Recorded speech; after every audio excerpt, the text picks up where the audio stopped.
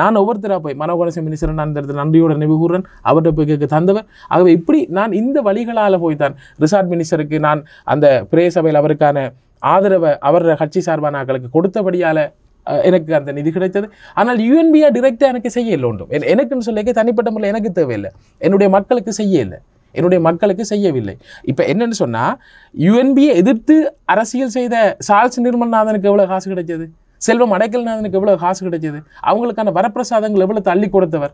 அவர் வருகிற போது யுஎன்பி கட்சி சார்ந்தவர்கள் மன்னார் மாவட்டத்துக்கு வருகிற போது முக்கியத்துவம் மாறி கொடுத்தார்கள். நல்லாட்சி அரசாங்கம் என்று சொல்லிக்கொண்டு தமிழ் கூட்டணிக்குத்தான் முக்கியத்துவம் கொடுத்தார்கள். ரிஷாட் மினிஸ்டருக்கு அதிமுக்கியத்துவம் கொடுத்தார்கள். ஆக எங்களை கணக்கில் எடுக்கல. ஆக எங்களுக்குன்ற ஒரு சரியான ஒரு தமிழ் கட்சி இருக்குமாக இருந்தால் நாங்கள் அந்த இடத்துல அந்த டிஸ்ட்ரிக்ட் போகும்போது இன்றைக்கு பாருங்க, இன்றைக்கு அமைச்சர் அவர்கள் டக்ளஸ் அமைச்சர் அவர்கள் வருகிற போது எங்களை குறுக்கிடுகிறேன். இல்லை, தலைமைத்துவம் தவறு விட்டதா, தலைமைத்துவத்துக்குள்ளே தவறு விடப்பட்டதா? தலைமைத்துவத்துக்குள்ளே இருக்கக்கூடிய தவறை கண்காணிக்க வேண்டிய தலைமைத்துவம் தானே. வீட்டுல பிள்ளைகள் பசியால காலனும் தள்ளாடி கீழே விழுது. ஞாபகம் இருக்கா நாம பட்ட கஷ்டம்?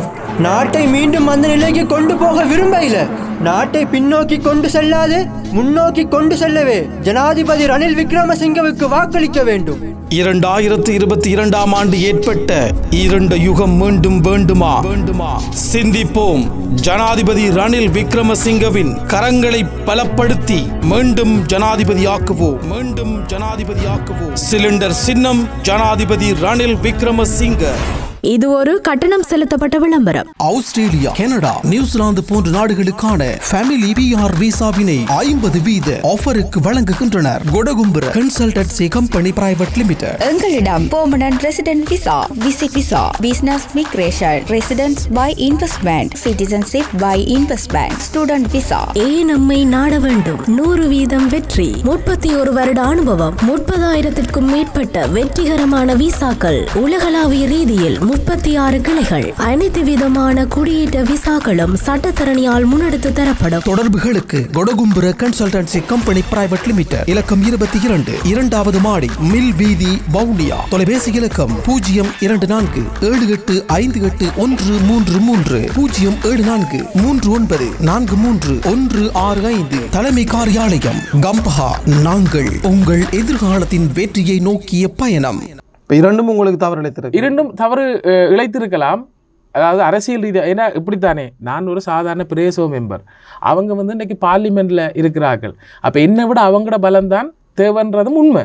ஆனாலும் நீங்கள் கட்சி இப்போ இப்படி சொல்ல போனால், ஒரு கட்சி என்பது ஒரு வீட்டுக்குள் நீங்கள் எங்கே வேணுமென்றாலும் போகலாம். இன்னொரு நபர், இன்னொரு வீடு, இன்னொரு கட்சின்னு எடுத்துக்கொள்வோம். அந்த வீட்டுக்காரர் உங்களது வீட்டுக்குள் சொல்லாமல் கொள்ளாமல் வர முடியாது. உங்களோட உங்களோட அம்மா அப்பா விரும்பாமல் வர இயலாது.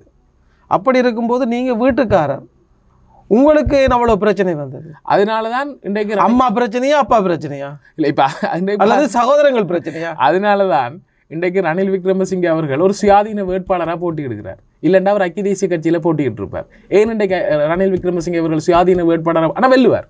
ஏன் ஐக்கிய தேசிய கட்சிக்கு அப்பால இன்றைக்கு ஒரு சுயாதீன வேட்பாளராக நிற்கிறபடியால ரணில் விக்ரமசிங்கே இந்த நாட்டின் ஜனாதிபதியா வருவார். வீட்டுல பிள்ளைகள் பசியால காலனும் தள்ளாடி கீழே விழுது. ஞாபகம் இருக்கா நாம பட்ட கஷ்டம்? நாட்டை மீண்டும் அந்த நிலைக்கு கொண்டு போக விரும்பல.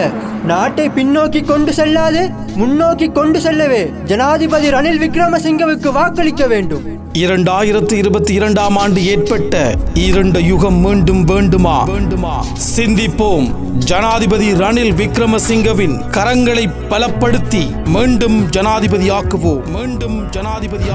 சிலிண்டர் சின்னம் ஜனாதிபதி ரணில் விக்ரமசிங்க. இது ஒரு கட்டணம் செலுத்தப்பட்ட விளம்பரம். நீங்கள் அன்று சொல்லியிருந்தீர்கள் ரணில் விக்ரமசிங்க அவர்கள் தலைமைத்துவத்தை சஜிதை கொடுத்திருக்கலாம். யார் இதில் சிறந்த தலைவராக நீங்கள் பார்க்கிறீர்கள்? என்னை பொறுத்த வரைக்கும் ரணில் விக்ரமசிங்கே ஒரு சமயோசிதமான ஒரு சிறந்த தலைவர். ஏனென்று சொல்லி சொன்னால், சஜித் பிரேமதாஸ் இன்றைக்கு ஐக்கிய தேசிய கட்சியை உடைச்ச பெருமை சஜித் பிரேமதாசாவுக்கு தான் சாரும். இன்றைக்கு என்னதான் இருந்தாலும் சஜித் பிரேமதாச தன்ற தகப்பனார் ஜனாதிபதியாக இருந்து தன்ற சொந்த வீட்டு கட்சி அதை இன்றைக்கு நடு வீதிக்கு கொண்டு வந்தவர் சஜித் பிரேமதாச. ஆக இன்றைக்கு கோட்டாபாயனுடைய வென்றதுக்கு காரணமாறு சஜித் பிரேமதாச. ஏனென்று சொன்னால், இன்றைக்கு ரணில் விக்ரமசிங்கே அவர்களுடைய ஆலோசனையை கேட்டிருந்தால் சில வேளை கரு ஜெயசூர்யா வந்த நேரம் வேட்பாளராக இருக்கிற நிலைமை இருந்தது. கோட்டாபாய போட்டியிட்ட நேரம் கரு ஜெயசூர்யாவை ஏன்னா அந்த ஒரு செயலமர்வுக்கு நானும் போயிருந்தேன். மன்னார் மாவட்டம் ரீதியாக கரு ஜெயசூர்யா அவர்களுடைய தரப்பில் வந்து 25 மாவட்டங்களில் 25 பேரை கூப்பிட்டாங்கல்ல. மன்னார் மாவட்டம் சார்பாக போனது நான். ஆனால் அந்த நேரம் சொன்னது இவர் வேட்பாளராக வரலாம் என்ற ஊகத்தின் அடிப்படையில் வந்து செமினார்லாம் வைக்கப்பட்டது. 5 நாள் செமினார் நவீன் திசாநாயக் அவர்களுக்கு சொந்தமான ஒரு நிறுவனத்தில் நடைபெற்றது. அப்போ நான் அதுக்கு போனேன். 5 நாள் செமினார் நடைபெற்றது. அப்போ அந்த நேரம் நான் நினைச்சிருந்தேன், ரைட், கரு ஜெயசூர்யா வந்தால் நிச்சயமாக அவருக்கு ஐக்கிய தேசிய கட்சியினுடைய பரிபூர்ண ஆதரவு இருக்கும், அவரை கொண்டு வர போகிறது ரணில் விக்ரமசிங்கே, ஆகவே நிச்சயமாக வெல்லுவாருண்டு. இதை அப்போ இன்றைக்கு சஜித் பிரேமதாஸ் அவர்கள் ஐக்கிய தேசிய கட்சிக்குள்ளே இருந்திருந்தால் இந்த சமகி ஜனபலவு என்ற கட்சியே தோற்றம் பெற்றிருக்காது. அது ஏற்கனவே இருந்த ஒரு கட்சியை தான் இவங்க வாங்கினது விலை கொடுத்து. ஆனால் இன்றைக்கு சஜித் பிரேமதாஸை காத்திருந்திருந்தால் இன்றைக்கு அவர் இந்த நாட்டினுடைய ஒரு பலம் பொருந்திய பிரதமராக இருந்திருப்பார், அடுத்து ஜனாதிபதியாக வந்திருப்பார். ஆக அந்த காலத்தை ஏற்றுக்கொள்ள முடியாத ஒரு மனநிலையும் ஒரு அவசரத்தன்மையும் அவருடைய அந்த என்ன சொல்கிறது இன்ஸ்டன்ட் நூடுல்ஸ் போல உடனே எல்லாம் வரணுமென்று நினைச்சா அரசியல் இயலாது. இன்றைக்கி அமைச்சர் டக்ளஸ் வந்தா பாருங்க, 30 வருட அரசியல் பயணம், 30 வருடத்தில் ஒருக்கா கூட தோக்கே இல்லை.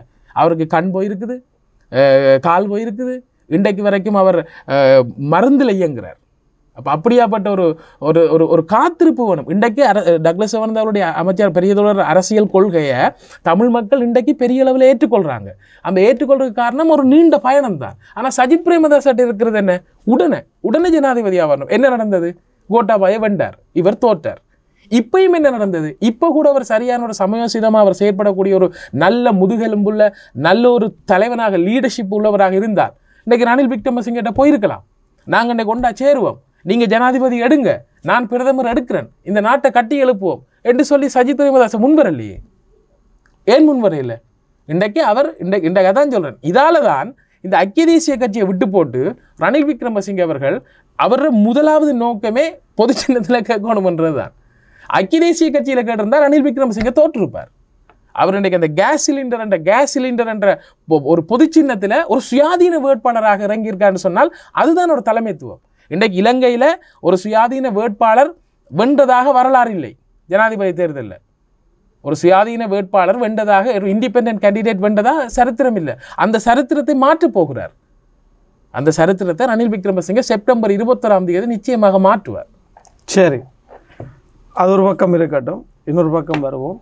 இப்போது வடக்கு கிழக்கில் இருக்கக்கூடிய சமூக வலைத்தள போராளிகள் அனுரவுக்கு சார்பாக தங்களுடைய பதிவுகளை இடுவதை பற்றி நீங்கள் என்ன நினைக்கிறீர்கள்? வீட்டுல பிள்ளைகள் பசியால காலனும் தள்ளாடி கீழே விழுது. ஞாபகம் இருக்கா நாம பட்ட கஷ்டம்?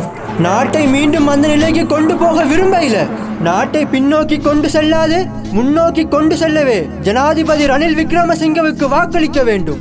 2022ஆம் ஆண்டு ஏற்பட்ட இரண்டு யுகம் மீண்டும் வேண்டுமா? சிந்திப்போம். ஜனாதிபதி ரணில் விக்ரமசிங்கவின் கரங்களை பலப்படுத்தி மீண்டும் ஜனாதிபதியாக்குவோம். சிலிண்டர் சின்னம் ஜனாதிபதி ரணில் விக்ரமசிங்க. இது ஒரு கட்டணம் செலுத்தப்பட்ட விளம்பரம். உண்மையிலே நான் அரசியலுக்குள்ள சமூக வலைதள போராளிகள் செயற்படுவதை அது ஒரு ஆரோக்கியமாக நான் பார்க்குறேன். ஏண்டா பலதும் பத்தையும் அறிந்து கொள்ளலாம். ஆனால் இன்றைக்கு அனுரவுக்கு ஆதரவு தெரிவிக்கக்கூடிய போன்ற இளையவர்களுக்கு நிறைய விஷயம் தெரியாமல் இருக்கிறது. அதை தெரியப்படுத்துவதற்கு யாருமே அந்த ஒரு செயற்திட்டத்தை முன்னெடுக்கலை. ஏனெண்டா உங்களுக்கு தெரியும், அனுரகுமார திசாநாயக்கவினுடைய ஜேவிபி தான் வடக்கையும் கிழக்கையும் மஹிந்த ராஜபக்ஷ அவர்களோடு சேர்ந்து பிரித்தது. இன்றைக்கு தமிழர்களுடைய தீர்வில் முதன்மையாக இருந்தது என்ன, இன்றைக்கும் இருக்கிறது என்ன? இணைந்த வடகிழக்கு.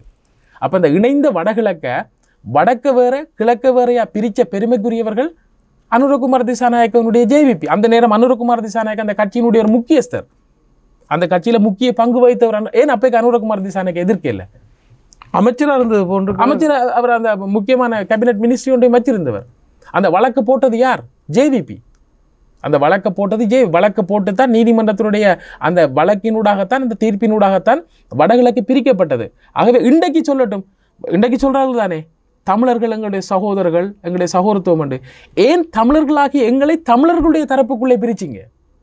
இன்றைக்கு தமிழர்களுடைய சகோதரம் என்று சொல்லக்கூடிய அனுரகுமார தரப்பினர் உங்கள்கிட்ட நான் கேட்குறேன், நீங்கள் தமிழர்கள் வடகிழக்கில் கூட தமிழர்கள் தானே, சிறுபான்மை தமிழர்கள். அப்போ ஏன் எங்களையே நீங்கள் பிரிச்சிங்க? இது அவருடைய அரசியல் தந்திரம். இன்றைக்கு மாகாண சபை அவர்கள் சொல்லுகிறார்கள் எப்படி என்று சொன்னால், இறையாண்மை மிக்க நாட்டுக்குள் தமிழர் சிங்களவர் முஸ்லீம் என்று பார்க்காமல், நான் நினைக்கிறேன் கிட்டடியில் நான் ஒரு இன்டர்வியூவில் பார்த்திருந்தேன், ஒரு சகோதரி சரோஜா என்று நினைக்கிறவருடைய பெயர், அவர் கூறியிருந்தார், இது பிரிக்கப்படாத நாடு, இதில் தமிழர்களோ சிங்களவர்களோ முஸ்லீம்களோ இல்லை, இங்கு இருக்கிறவர்கள் எல்லோரும் இலங்கையர்கள் என்ற அடிப்படையில் நாங்கள் பார்க்கிறோம் என்று. ஆனால் தமிழர் தீர்வு என்று ஒன்று இருக்கிறது தானே, தமிழ் மக்கள் அதை தான் எதிர்பார்த்து கொண்டிருக்கிறார்கள் 70 வருடமா. அதான் இப்போ 70 வருடமாக தமிழர்கள் தீர்வை எதிர்பார்த்திருக்கிற போது இன்றைக்கு தமிழர்களுக்கான 70 வருடமாக தீர்வு கிடைக்காததுக்கு ஜேவிபி மட்டும் காரணம் இல்லை, தமிழ் தரப்புகளும் காரணம். ஆக குறைந்தது இன்றைக்கு ஒரு ஃபாரஸ்ட்டிருந்து லேண்டை ரிலீஸ் பண்ணக்கூட நாங்கள் முடியாத கட்டம். இதுக்கிடையில் எங்களுக்கு காணி அதிகாரம் கேட்டு 70 வருட காலமாக நாங்கள் போராடி இருக்கிறோம். அப்போ இதுதான் எங்களுடைய இயலாமை, இது எங்களுடைய இயலாமை. இப்போ நீங்கள் அனுரகுமார கதையை கேட்டீங்க. இப்போ இந்த அனுரகுமார வடகிழக்கு பிரித்தது அனுரகுமார திசாநாயக். அதே போல் இன்றைக்கு இந்த சமூக வலைதளத்தில் கருத்துக்களை அனுரவுக்கு சார்பாக பதிவிடுகிற என் போன்ற இளையவர்கள், என் போன்ற அண்ணாமார் இல்லை எனக்கு தம்பிமார், அவங்ககிட்ட ஒரே ஒரு விஷயம் சொல்கிறேன். இன்றைக்கி வன்னியில், கிளிநொச்சியில், வவுனியா, மன்னார், முல்லைத்தீவுக்குள் இந்த இடங்களில் இருக்கக்கூடிய எங்கட இந்திய வம்சாவளி உறவுகள், எங்கள் பகவந்தலாவை, ஹேட்டன், அங்கே இங்கேருந்து மஸ்கலியா, பதுல்ல, இப்படி அங்கேருந்து அவர்களை இந்த வடபகுதிக்குள்ளே, இந்த வன்னிக்குள்ளே விரட்டி அடித்தது யார்? ஜேவிபி. அந்த நேரம் இந்த அனுரகுமார திசாநாயக்கன் இந்த ஜேவிபியினுடைய மிக தீவிர செயற்பாட்டாளர். நான் நினைக்கிறேன் ரோஹண விஜயவீர் அந்த நேரம் ஜேவிபியினுடைய தலைவராக இருந்ததாக அறிகிறேன்.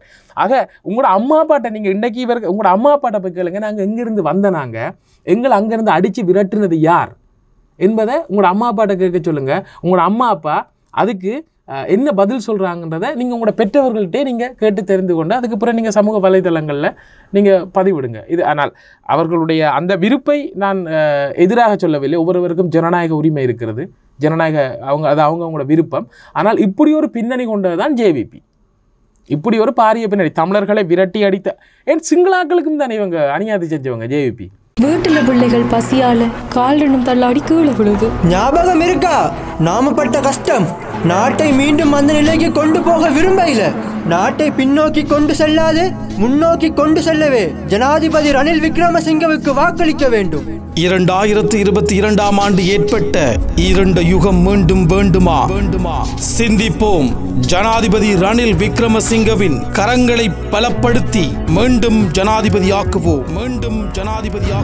சிலிண்டர் சின்னம் ஜனாதிபதி ரணில் விக்ரமசிங்க. இது ஒரு கட்டணம் செலுத்தப்பட்ட விளம்பரம். ஏன் சிங்களாக்களுக்கும் தானே இவங்க அநியாயத்தை செஞ்சவங்க ஜேவிபி. இன்றைக்கு பல சிங்கள எல்லை கிராமங்களில், அனுராபுரம் எல்லை கிராமங்களில் போய் கேட்டு பாருங்கள். ஜேவிபி அந்த நேரம் செய்த சகல அட்டூழியங்களும் எனக்கு நினைவிருக்கிற ஒரு மாமா சொன்னார், தங்களெல்லாம் தார் பெரலுக்குள்ளே போட்டு எடுத்தேன்னு சொல்லி. ஒரு தார் பெரலுக்குள்ளே ஒரு இன்றைக்கு ஒரு ஒரு இன சுத்திகரிப்பை ஒரு உள்நாட்டுக்குள்ளேயே மலையகத்தில் இருந்த இந்திய வம்சாவளி மக்களை துரத்தி அடித்த ஒரு பெருமைக்குரியவர்கள் ஜேவிபி. உள்நாட்டிலேயே உள்நாட்டு மக்களை இடம்பெயர செய்த பெருமை இவர்களை சாரும். ஏன் இன்றைக்கு அவர்கள் அங்கே வாழ முடியாமல் இன்றைக்கு அவர்கள் எங்களோட வன்னி உறவுகளாக, வடபுல உறவுகளாகவே நாங்கள் எல்லாம் மாறி எல்லாமே மாறிட்டோம் நாங்கள். ஆக இன்றைக்கு துரத்தி அடித்தது ஜேவிபி. எங்களோட மக்களையே எங்களோட நாட்டுக்குள்ளேயே துரத்தி அடித்து பிரித்தாளுகின்ற முயற்சியை செய்து. ஆனால் இவர்கள் ஆட்சிக்கு வந்தா இதோட மோசமாக இன்றைக்கு உத்தரவாதத்தை தர சொல்லுங்க. இந்த பொறுப்புக்கெல்லாம் இதெல்லாம் எங்களோட பிள்ளை, ஜேவிபியை சொல்ல சொல்லுங்கள். இவ்வளோ இன்றைக்கு இந்த மக்களை மலையகத்திலேருந்து திரட்டி விரட்டினது எங்களோட பிள்ளை, வடகிழக்க நாங்கள் பிரிச்சிருக்கக்கூடாது, இதுக்கு நாங்கள் இன்றைக்கி தமிழ் மக்களிடத்தில் மன்னிப்பு கேட்குறோம்னு சொல்லி பொது வழியில் ஜேவிபியை கேட்க சொல்லுங்கள். இன்றைக்கி அந்த யாழ்ப்பாணத்திலேருந்து ஒருத்தர் ஜேவிபின்னு சொல்லி முன்னாள் எம்பி ஒருத்தர் பல கூக்குரல் இடுகிறார். அவரை பொது வழியில் இவ்வளவு எங்களோட தவறு அல்ல, இவ்வளவு தவறையும் நாங்கள் செய்யவில்லை என்று சொல்ல சொல்லுங்கள். இவ்வளவு தவறையும் நாங்கள் செய்யலை, அல்லது இவ்வளவு தவறையும் நாங்கள் செய்திருக்கிறோம், அல்லது இதுக்கு மன்னிச்சு கொள்ளுங்க தமிழ் மக்கள் என்று கேட்க சொல்லுங்க. ஜேவிபி இந்த பொது வழி பெரிய மேடையில் இறுதி பிரதான மேடை ஜேவிபி இல்லையாமே, தேசிய மக்கள் சக்தியா? சரி, இப்போ இது இந்த ஃபோன்ற ஃபோன் ஒன்று தான். கவர் இது நாவலாக இருந்தா என்ன, பச்சையாக இருந்தா என்ன, கவர் ஒன்று தானே. ஃபோன் பிராண்ட் ஒன்று தானே. கவரை மாற்றினா சரியாயிருமா? ஆக கலரை மாற்றுறதுல அது இல்லை. இப்போ ஜனதா விமுக்தி பெரமுனவர் ஜேவிபி இன்றைக்கு வந்து என்ன தேசிய மக்கள் சக்தி உண்டு. அப்போ தேசிய மக்கள் இல்லை எனக்கு தெரியாதான் நான் கேட்டுறேன். இல்லை தெரியும், இதுதான் உண்மை. சரி, அப்படி என்றால் அடுத்த கேள்வி, ரணில் விக்ரமசிங்கே எத்தனை தடவை ஜனாதிபதியாக இருந்தார், எத்தனை தடவை பிரதமராக இருந்தார்? நான் நினைக்கிறேன் 7 தடவை பிரதமர், 6 தடவை பிரதமர் தெரியல, 6 தடவை நினைக்கிறேன், 5 தடவைக்கு மேலே நிச்சயமாக பிரதமராக இருந்திருக்கிறார். ஜனாதிபதியாக இப்போ ஒரு மக்கள் ஆணை இல்லாமல் இன்றைக்கு நாட்டை ஒன்றுமில்லாத நிலைமையில் யாருமே பொறுப்பெடுக்க கூப்பிட சொன்ன நேரம், எல்லாருமே பின்கதவால் ஓடின நேரம், எல்லாருமே வாய்மூடி மௌனியாக போகிற நேரம், அது எது வந்தாலும் பார்த்துக்கொள்ள நான் பொறுப்படுத்து இந்த நாட்டை செய்கிறேன்னு சொல்லி மக்கள் ஆணை இல்லாமல் தானாகவே முன்வந்த இலங்கை நாட்டினுடைய ஒரு அதிர்ஷ்டமான ஜனாதிபதி அவர். சரி, அனுரகுமார திசாநாயக்கு ஏன் ஜனாதிபதியாக வர முடியாமல் போனது? அனுரகுமார் திசாநாயக்கு இந்த நாட்டில் நான் அதே மாதிரி பிரதமராக வர முடியாமல் போனது, அது அவர்களுடைய முதுகெலும்பில்லாதனம். ஒரு நல்ல லீடர் என்று சொல்லி சொன்னால் ஒரு இக்கட்டான சூழ்நிலையிலையும் அதை பொறுப்பெடுக்கக்கூடிய ஒரு தைரியம் வேணும் முதலாவது. ஏன் அனுரகுமார் திசாநாயக் இன்றைக்கு நாட்டை பொறுப்படுத்து ரணில் விக்ரமசிங்க மாதிரி இன்றைக்கு நிமிர்த்தி இருந்தால், நானே சொல்கிறேன் எந்த வாக்கு அனுரகுமாருக்கு நான் போட தயாராக இருந்திருப்பேன். அவர் ஒன்றுமில்லை, என்ன சொன்னார், அது மக்கள் ஆணை இல்லாது. அப்போ நாடாளுமன்றம் மக்கள் ஆணை உடையது தானே. இப்போ அவரை பொறுப்பெடுக்க சொன்ன நேரம் பொறுப்பெடுக்கவே பயந்தவர். அவங்களுக்கு என்ன நடந்தது, பொறுப்பெடுத்து கடைசியாக ஒன்றும் செய்ய முடியாமல் போனால் கோட்டாபாய்க்கு நடந்த நிலைமை தான் நம்மளையும் மக்கள் விரட்டி அடிப்பாங்க. அந்த பயத்தில் தானே அவங்க வரையில. பயம் இருக்கிறவன் அரசியல் செய்ய முடியாது. நானொரு விடயம் கேள்விப்பட்டேன். அதாவது நாடு பொருளாதார நெருக்கடியை எதிர்கொள்ள போகிறது. இலங்கை அரசாங்கம் இறுதியாக தீர்மானம் எடுத்தது IMF நாட வேண்டும், வேறு வழியே இல்லை என்றொரு தீர்மானம் எடுத்து IMF-இடம் சென்றபோது IMF உடனடியாக அறிவித்தது, எல்லோரும் ஒன்று சேர்ந்து எதிர்கட்சி அரசாங்கம் என்று பாராமல் எல்லோரும் ஒன்று சேர்ந்து ஒரு கொள்கை அடிப்படையில் வாருங்கள், உங்களுக்கு நாங்கள் உதவி செய்ய தயாராக இருக்கிறோம் என்று கூறியிருக்கிறது. அதன் பிறகு வந்து அலி சப்ரி, நான் நினைக்கிறேன் அப்போது வெளிநாட்டு அமைச்சராக இருந்தார், அவர் பேசி யாரோடு ஐக்கிய மக்கள் சக்தியினுடைய முக்கியஸ்தர்களோடு பேசி மத்திய வங்கியினுடைய ஆளுநரை சந்தித்து பேசியிருக்கிறார். பேசிவிட்டு நாட்டை யாராலும் காப்பாற்ற முடியாது என்று வெளியேறிவிட்டார்கள். அதன் பிறகுதான் ரணில் விக்ரமசிங்க ஜனாதிபதியாக பொறுப்பேற்றார். மாற்றம் வேண்டும், நான் இவ்வளோ கதைக்கு தேவையில் நேரடியாக கேள்விக்கிறேன், மாற்றம் வேண்டும் என்று சொல்லுகிறவர்கள்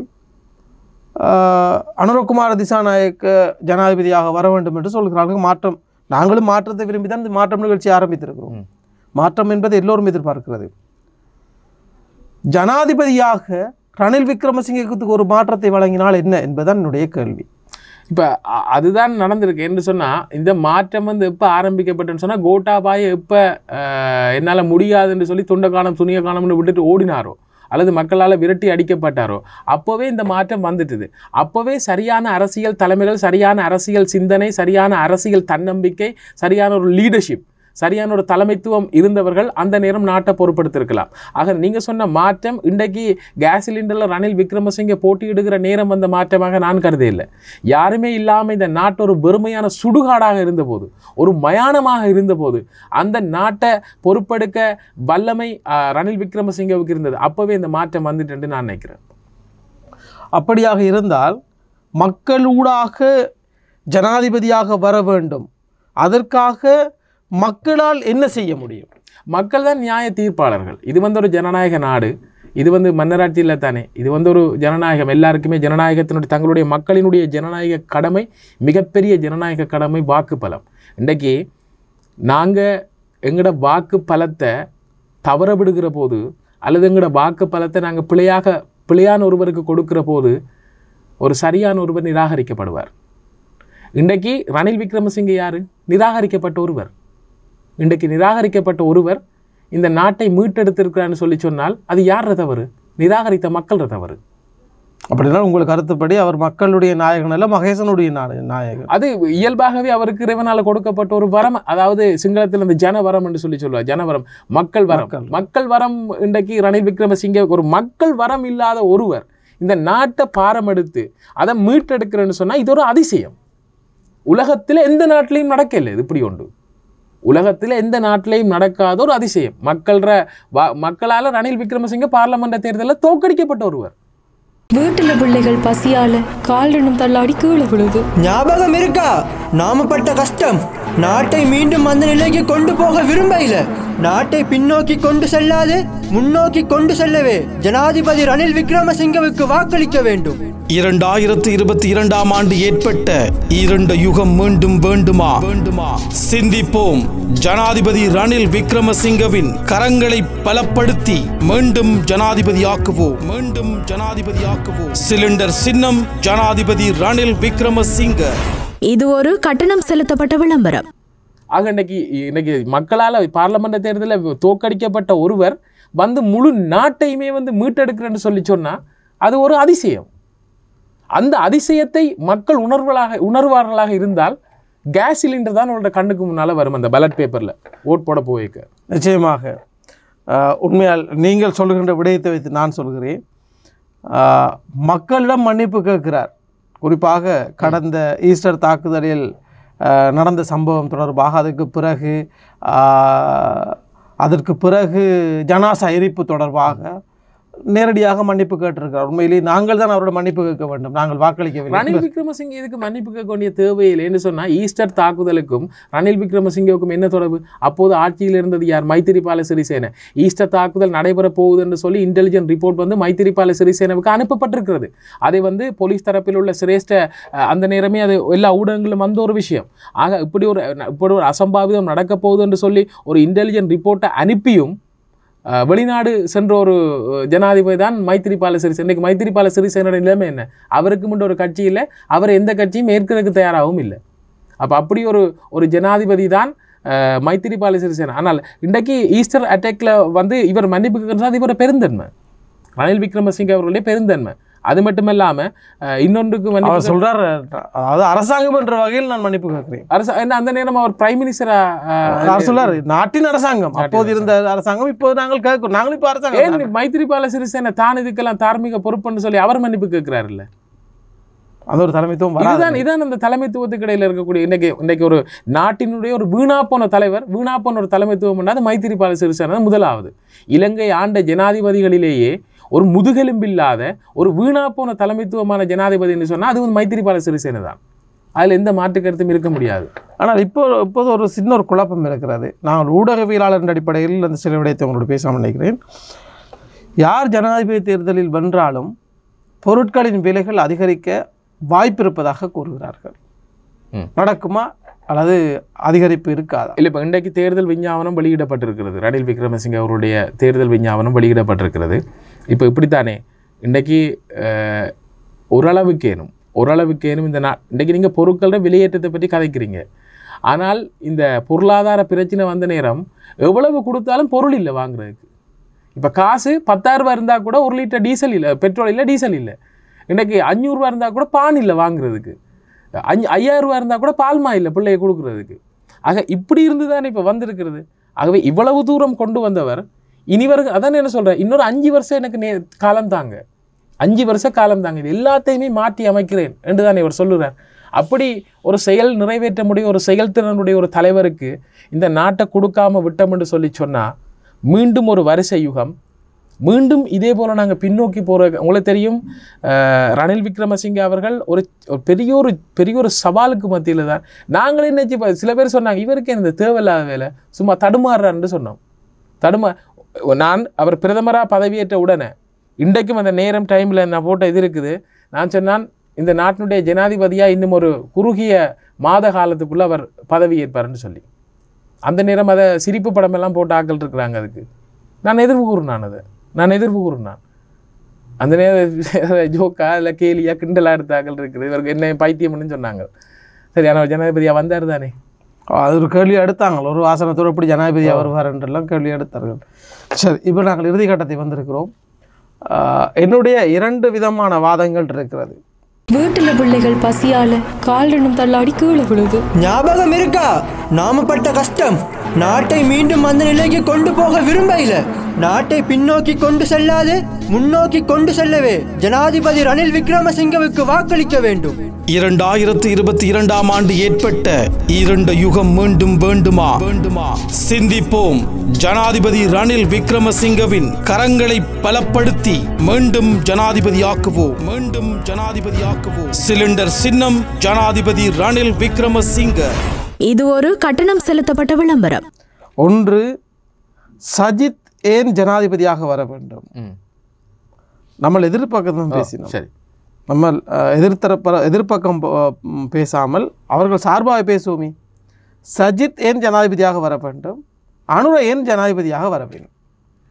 இப்போ உண்மையாக கோட்டாபாய ராஜபக்ஷ அவர்களும் சஜித் அவர்களும் போட்டியிட்ட நேரம் சஜித்துக்கு போஸ்டல் ஓட்டுனால நானும் ஒருவன். மன்னார் மாவட்டத்தில் தெரியும், எல்லாருக்கும் தெரியும். சஜித்திர மாநாட்டுக்கு மன்னார்லேருந்து 10 பஸ்ஸில் ஆட்கள் கொண்டு போய் இன்னும் அவரோட போஸ்டல் ஒட்டி அவருடைய கூட்டங்களுக்காக இது செஞ்சு அவரோட பரப்புரைகளை ஒரு இளம் ஊடகவியலாண்ட வகையில் அதில் செய்த நானும் ஒருவன்.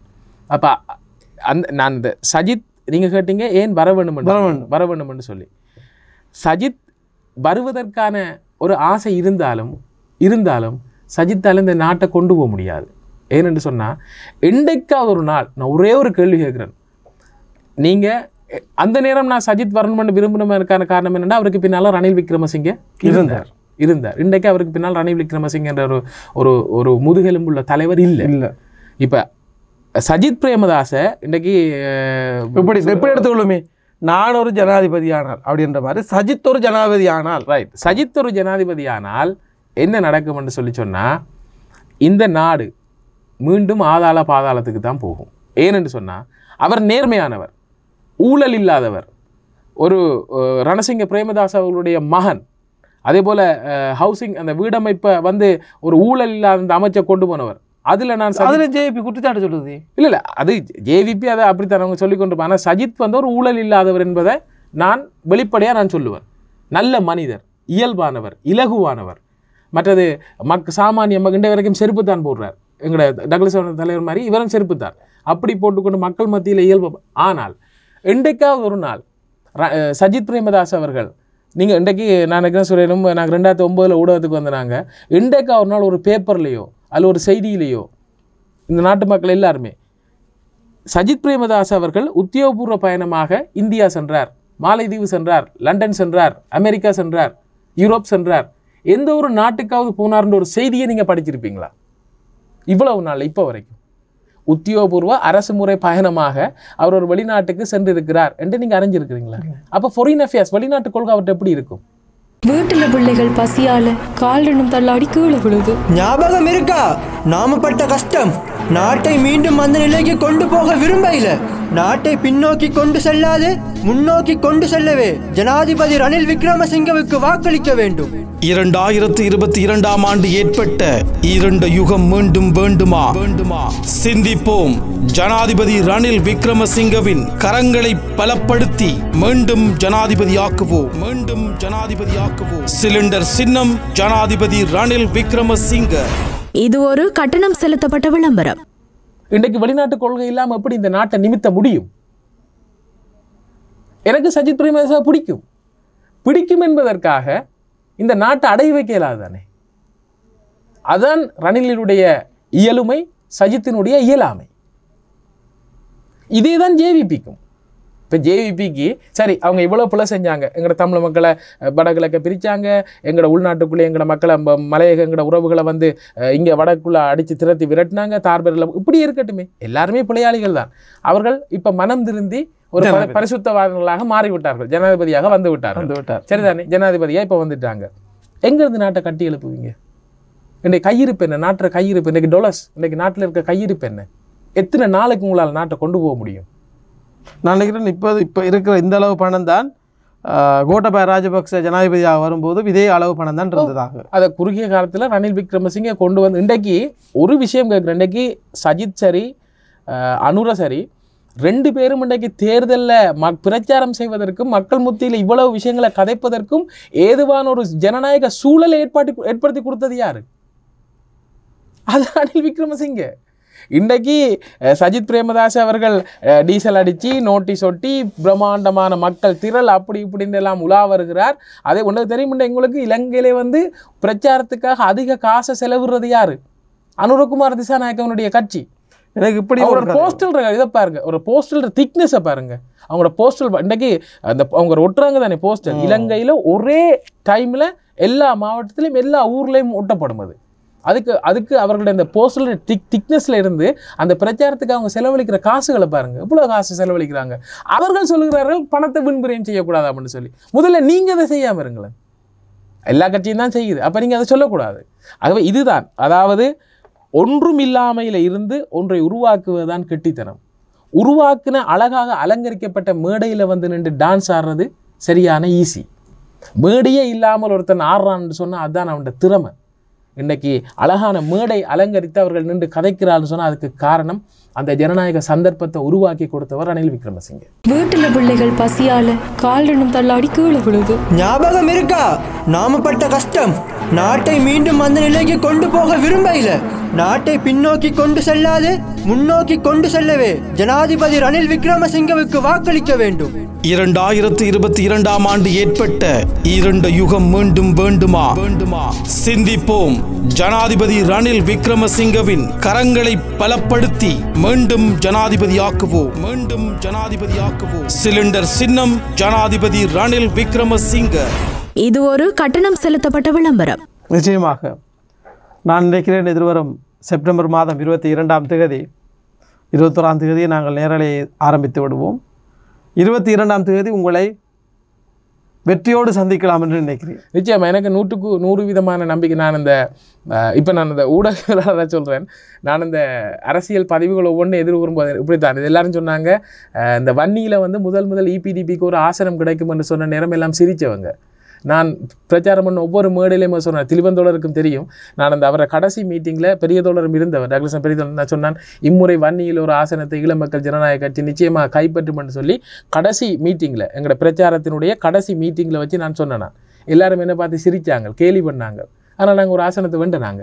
அதே நேரம் ரிசல்ட் வார நேரம் கூட தேர்தல் முடிஞ்சு ரிசல்ட் பார்லிமெண்ட் எலெக்ஷன் முடிஞ்சு ரிசல்ட் அனௌன்ஸ் பண்ண போகிறாங்க. அதுக்கு ஒரு 5 மணித்தியாலத்துக்கு முதலாக ஃபேஸ்புக்கில் நான் தான் போட்டேன், இபிடிபி ஒரு ஆசனத்தை கைப்பற்றி விட்டதுண்டு. எங்களை கட்சிக்காரர் கூட நம்பிக்கை இருக்கவில்லை. ஆனால் போட்ட டைமில் இருந்து இதுலேருந்து எல்லாமே என்கிட்ட இருக்குது. ஆக நான் அதே போல் தான் ரணில் விக்ரமசிங்க இந்த நாட்டினுடைய ஜனாதிபதியாக வருவார் என்று சொல்லி நான் எதிர்ப்பு கூறினேன். அதே போல் இப்படி நிறைய எதிர்ப்பு கூறல்களை நான் சொல்லி அது சரியாக வந்திருக்குது. அது உண்மையாக அதுக்காக நான் இந்த பெருமை அதுக்காக நான் சொல்ல வரையில் என்னை பொறுத்த வரைக்கும் இன்றைக்கு நாடு இருக்கிற சூழலில், நாடு இருக்கிற நிலைமையில் மக்களினுடைய நாடி துடிப்பை பிடித்து பார்க்கிற போது இன்றைக்கு ரணில் விக்ரமசிங்க அவர்களுக்கு மேலும் ஒரு 5 வருடத்தை கொடுத்து பார்த்தால் என்ன என்ற ஒரு நிலைமை மக்கள் மத்தியில் இருக்கிறது. அதன் அடிப்படையில் ரணில் விக்ரமசிங்க நீங்கள் சொன்னதை போல நிச்சயமாக செப்டம்பர் 21ஆம் தேதி இந்த மக்களினுடைய ஜனவரம் மக்கள் வரத்தோடு ஜனநாயக மக்கள் வளத்தோடு இந்த நாட்டினுடைய ஜனாதிபதி அவர், அதுவும் நீங்கள் நினைக்கிற மாதிரி ரணில் விக்ரமசிங்க அவர்கள் பெரிய 69% எடுத்து வெல்லுவார், 70% எடுத்து சொல்ல வரையில் 51 அல்லது 52% இந்த நாட்டு மக்களினுடைய வாக்குகளை பெற்று ஜனாதிபதியாக வருவார். நிச்சயமாக அந்த நம்பிக்கையோடு நண்பர் சீரனோடு இன்றைய மாற்றம் நிகழ்ச்சியில் நாங்கள் சந்தித்திருந்தோம். உண்மையில் ஊடக பயணம் மற்றும் அரசியல் பயணம் தொடர்பாக பல்வேறு விடயங்கள் எங்களோடு மிகவும் சிரமத்துக்கு மத்தியில் கடந்த ஒரு வாரமாக அவரை பிடிக்க முடியாமல் இருந்தது. பல்வேறு பிரச்சார நடவடிக்கைகள் வவுனியா மற்றும் முல்லைத்தீவு, மன்னார், யாழ்ப்பாணம், கிளிநொச்சி இப்படி வடமாகாணம் பூராகவும் சென்று கொண்டிருந்தவரை திடீரென்று இன்று அழைத்து இந்த ஒரு நேர்முகத்தை நாங்கள் பெற்றிருந்தோம். உண்மையில் சீலன் எதிர்வரும் 22ஆம் தேதி உங்களை நான் எதிர்பார்க்கிறேன், வெற்றியோடு எதிர்பார்க்கிறேன். குறிப்பாக மீண்டும் ரணில் விக்ரமசிங்க மக்களின் நாயகனாக வர வேண்டும், மகேஸ்வரனின் நாயகனாக இப்போது தெரிவு செய்யப்பட்டு விட்டார் என்ற அந்த விடயத்தையும் கூறிக்கொண்டு விடைபெறுகிறேன். சந்திப்போம். நன்றி, வணக்கம். நன்றி, வணக்கம்.